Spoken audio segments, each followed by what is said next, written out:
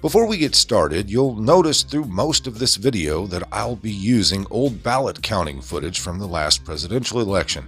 That's because I know it's safe, and as long as I'm posting on YouTube under its current communist policies, I'll need to use background music in hopes of throwing off the algorithm, along with what I consider safe footage to keep the video from being taken down. Okay, so to say the least, many of us were alarmed on election night 2020, when while the results were looking good for the Donald, multiple states suddenly stopped counting votes. Now, as the night wore on and went into the next day, it seemed that every update was favorable to Beijing Biden until he went on, ultimately to be named president-elect. In the days, weeks, and months thereafter, RedState.com pointed out various states and cities, even down to the precincts, that should be investigated.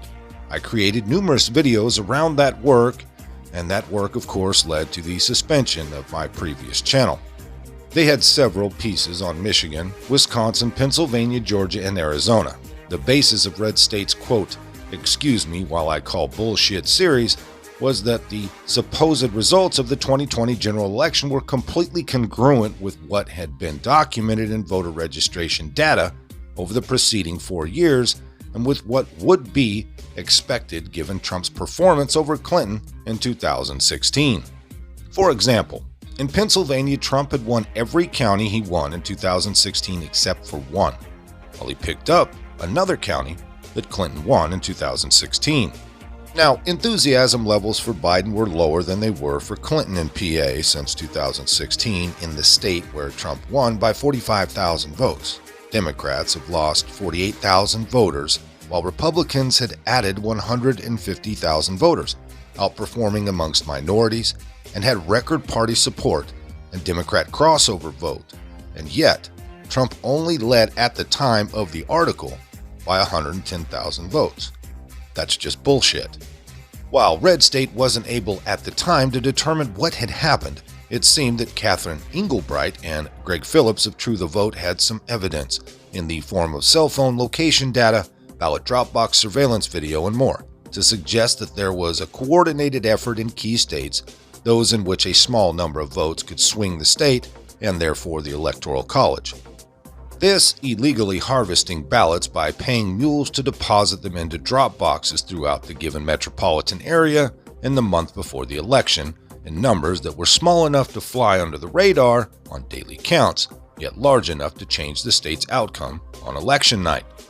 Then filmmaker Dinesh D'Souza took that data and interviewed witnesses to create the documentary 2000 Mules in collaboration with Salem Media Group to explain exactly what True the Vote had found. Now, not surprising at all, but by the afternoon of May 4th, before 2000 Mules premiered at Mar-a-Lago that evening, the so-called fact-checkers were out in full force attempting to debunk its claims. So PolitiFact and the Associated Press are the most prominent, and many local rags have ran the Associated Press's BS, magnifying its claims. And of course, the PolitiFact and the AP pieces are nearly identical, almost as if there were some sort of coordination going on. The facts or data they use to attempt to discredit D'Souza, True the Vote, and the film are laughably thin, and some are simply just, well, not true. The Associated Press claimed that 2000 Mules did not prove that, quote, at least 2,000 mules were paid to illegally collect ballots and deliver them to drop boxes in key swing states ahead of the 2020 presidential election, unquote. Mainly because the findings are, quote, based on false assumptions and the precision of cell phone tracking data, and the reasons that someone might drop off multiple ballots, according to experts, unquote. But the piece lists a few other areas in which they believe the film perpetuated falsehoods. Let's go through the various claims AP believes 2000 Mules got wrong. Geo-tracking cell phone location data. According to Greg Phillips, True the Vote analyzed more than a petabyte, 1,000 terabytes of data from smartphones in Phoenix, Atlanta, Philadelphia, Detroit, Milwaukee, and Las Vegas, covering the time period from October 1st through Election Day and through January 6th in Georgia to cover the Senate runoff. Okay, so in Atlanta, the group says that by using that data, they identified 242 mules who met their criteria, visiting 10 different ballot drop boxes and at least 5 different nonprofit organizations identified as stash houses during that time frame. Here's what the AP had to say about that claim. Quote, experts say, oh boy, here we go already. Are these, by chance, the same experts that said Donald Trump was in Vladimir Putin's back pocket? Anyways, experts say cell phone location data, even at its most advanced, can only reliably track a smartphone within a few meters, not close enough to know whether someone actually dropped off a ballot or just happened to walk or drive nearby.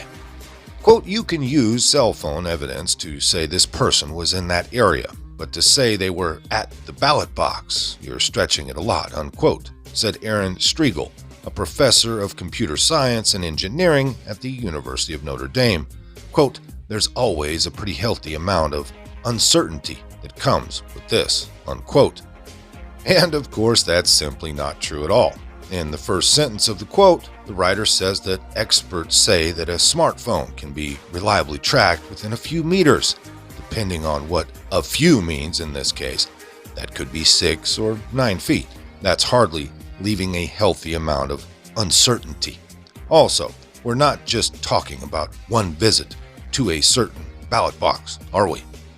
Like old LeVar Burton used to say in Reading Rainbow, but you don't have to take my word for it. Because pieces in the Washington Post and the New York Times also characterize cell phone location data as quite specific and reliable. Maybe that's why courts across the land use cell phone data. And here's another good example will kind of shovel their own shit back into their face. On May 4th, the Washington Post article stoking fear that patriarchy could use cell phone data to determine who got an abortion should abortions become illegal in some states.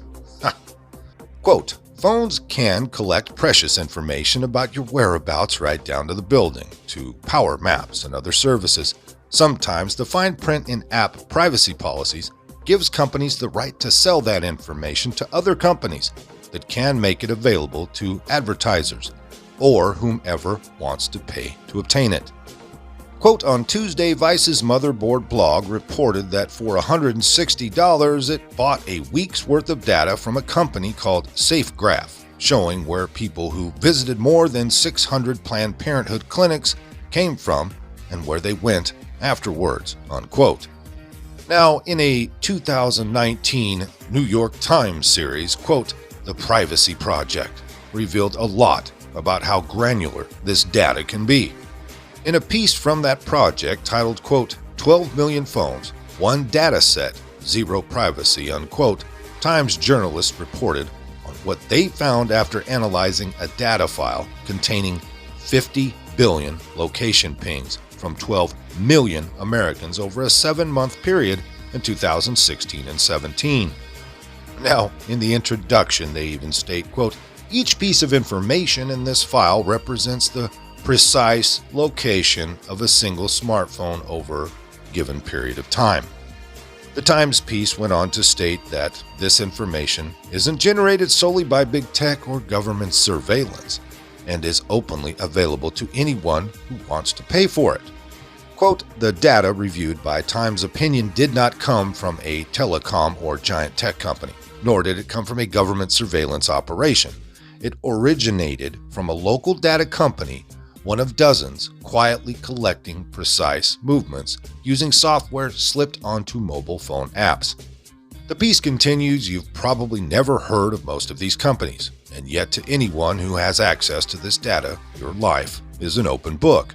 They can see the places you go every moment of the day, whom you meet with or spend the night with, where you pray, whether you visit a methadone clinic or a psychologist's office or a massage parlor, unquote. Okay, back to the ballot stuffing. In addition, the AP writer says that there are many reasons that people might have been close to a ballot drop box on multiple occasions, since they're placed in high-traffic areas like libraries, government buildings, college campuses that people frequent. Okay, so that could be true, I guess. But are they going to those places regularly, late at night, or even in the middle of the night or the wee hours of the morning? Are they also going to 5 different nonprofit organizations focused on get out the vote efforts? In 2021, The Times published a piece titled, quote, "They stormed the Capitol. Their apps tracked them," unquote, about the January 6th protesters. In that piece, they noted that since their 2019 article, a new piece of information had become available. Quote, "Unlike the data we reviewed in 2019, this new data includes a remarkable piece of information, a unique ID for each user that is tied to a smartphone. This made it even easier to find people, since the supposedly anonymous ID could be matched with other databases containing the same ID, allowing us to add real names, addresses, phone numbers, email addresses, and other information about smartphone owners in seconds.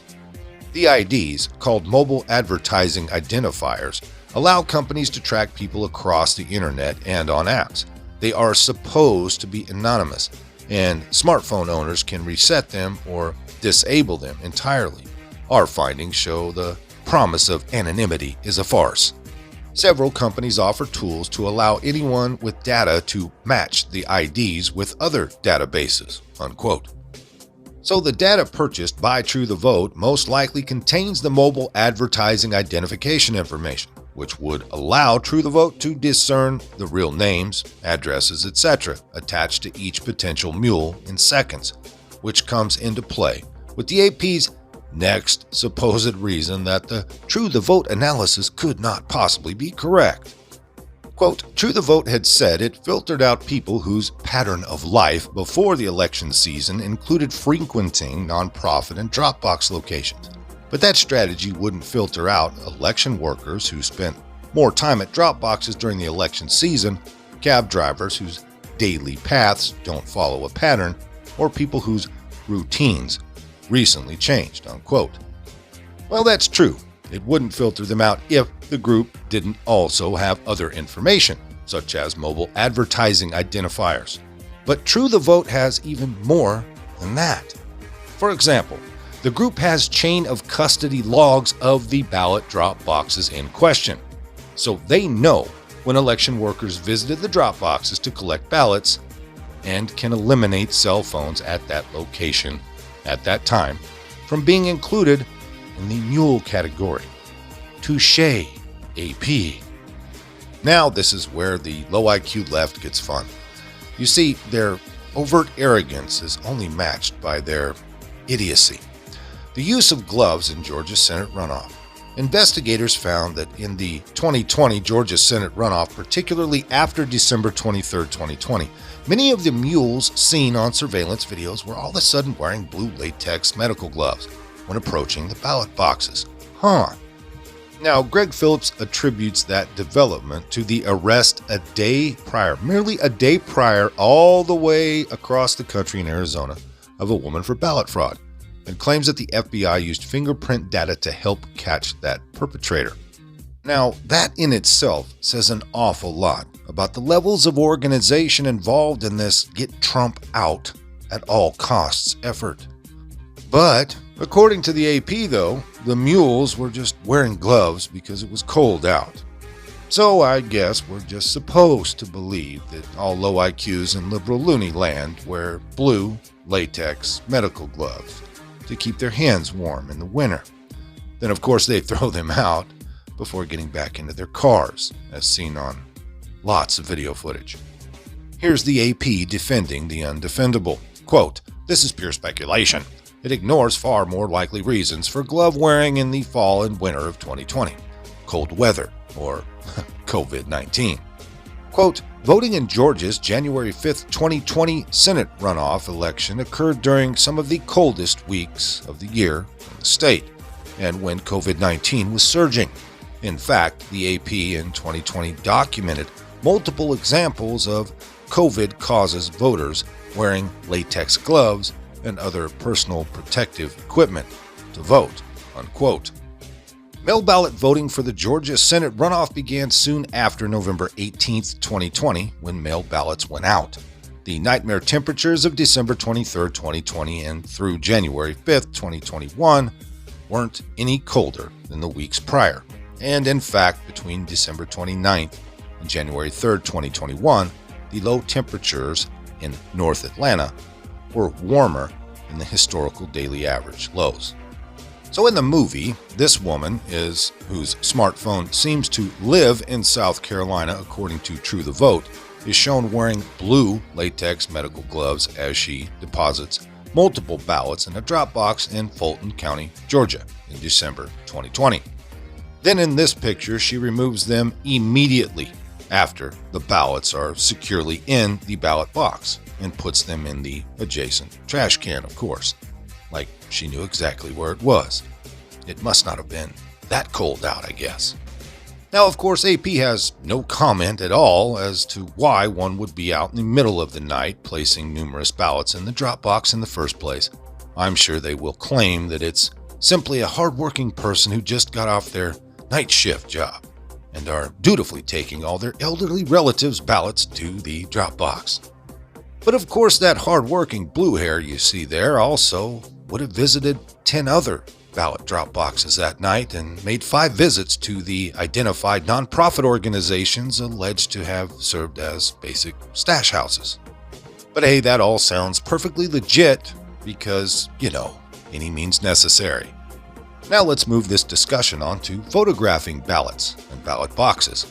Now, according to the AP fact-checkers, quote, in similar speculative allegations, the film claims its supposed mules took photographs of ballots before they dropped them into drop boxes in order to get paid. But across the United States, voters frequently take photos of their ballot envelopes before submitting them, unquote. Now, of the envelopes, perhaps one of their individual envelopes going into the drop box. Where is the documentation of AP's claim that U.S. voters, quote, frequently take photos of their ballot envelopes before submitting them?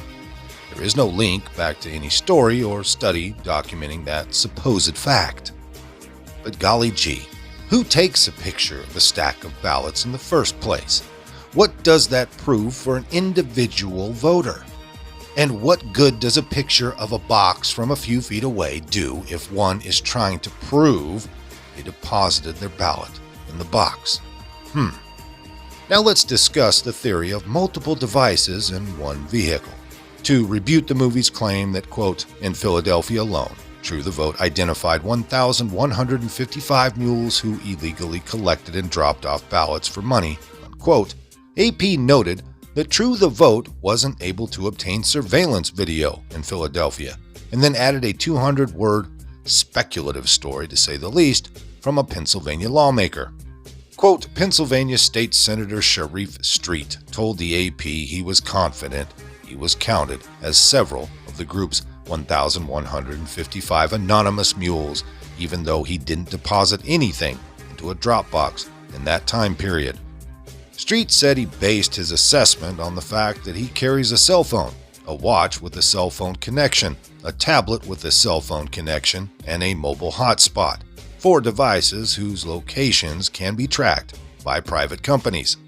He also said he typically travels with a staffer who carries 2 devices, bringing the total on his person to 6. During the 2020 election season, Street said he brought those devices on trips to nonprofit offices and Dropbox rallies. He also drove by one Dropbox up to 7 or 8 times a day when traveling between his 2 political offices. Folks, can you smell the desperation in this one? Now, while his trips to nonprofit offices could meet True the Vote's criteria for inclusion in the mule pool, since we don't yet know exactly which nonprofit offices in Philadelphia True the Vote was focused on, we can't be sure he visited 5 or more of the targeted nonprofit organizations. And if he did, why? We're not talking about the Boys and Girls Club here now, are we? In addition, it's likely that investigators would notice if 6 devices were traveling together to those various locations, then investigate further, and they'd see that the devices were also stopping at legislative buildings and campaign offices, and also using the other data such as mobile advertising identifiers. They'd be able to determine that they belong to a legislator and not a mule. So this writer should seriously be ashamed and embarrassed of this story, which might or might not have actually occurred. This is being used as a fact check. Kind of ridiculous and desperate. Now let's go over using the excuse of dropping off ballots for our lovely family members. Knowing how startling and impactful surveillance video of numerous people stuffing a handful or more of ballots into drop boxes would be, it's important for the mainstream legacy media to try to explain this away. The AP fact-checkers simply declared that 2000 Mules didn't properly account for instances in which someone was dropping ballots off at the drop box for family members, and falsely claimed that there was no way to match up those voters with the cell phone location data True the Vote possesses. The only proof AP puts forth to prove their assertion is one anecdote and one instance in Georgia in which surveillance video of one person depositing 6 ballots into a drop box was investigated, and it was determined that the man was depositing ballots for himself and his family. They said, quote, in some states, in an attempt to bolster its claims, True the Vote also highlighted Dropbox surveillance footage that showed voters depositing multiple ballots into the boxes. However, there was no way to tell whether those voters were the same people as the ones whose cell phones were anonymously tracked. For example, Larry Campbell, a voter in Michigan who was not featured in the film, told the Associated Press he legally dropped off 6 ballots in a local drop box in 2020. One for himself, his wife, and of course his 4 adult children. You know, saying that, quote, there was no way to tell whether those voters were the same people as the ones whose cell phones were anonymously tracked is just laughably incorrect. First, the videos are time-stamped, and True the Vote has all of the cell phone data for the location at that time. So they are able to determine the device's IDs for each device at the location at that time.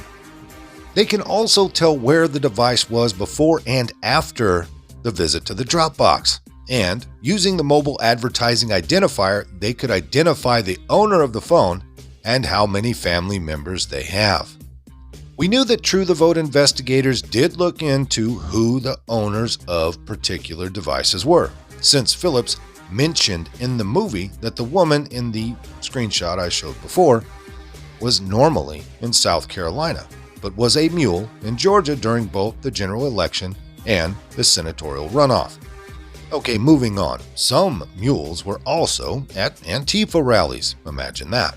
Here we have another instance in which AP uses speculation as a supposed gotcha, but this time they've also found a way to insert their political slant into said gotcha, to attempt to refute the claim in the movie that some of the mules identified in Georgia were violent far-left activists, in AP's words, because their devices, quote, were also geolocated at violent Antifa riots in Atlanta in the summer of 2020. They wrote, quote, the anonymized data True the Vote tracked doesn't explain why some might have been present at a protest demanding justice for black deaths at the hands of police officers.